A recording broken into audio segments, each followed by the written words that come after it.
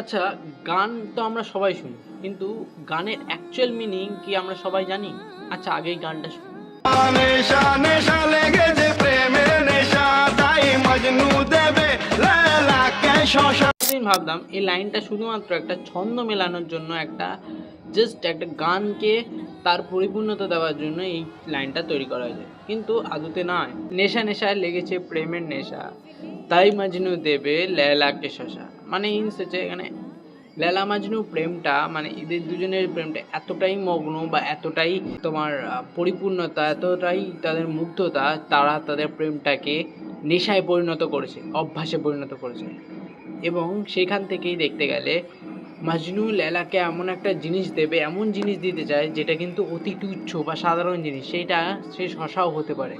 সেই শশা দিয়ে সে বোঝানোর চেষ্টা করছে যে ভালোবাসায় কিন্তু সব কিছুর থেকে বেশি মূল্যবান তার ভালোবাসার মানুষ যে কোনো জিনিস দিক সেটাই মূল্য।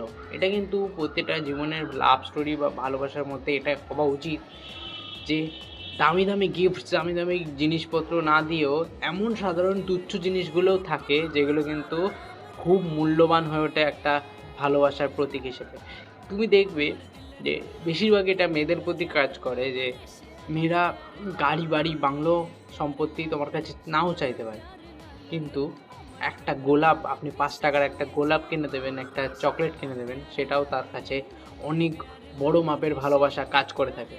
এটা কিন্তু অ্যাকচুয়াল এই ডিফাইন লাইনটা করার জন্যই এটা দেওয়া হয়েছে।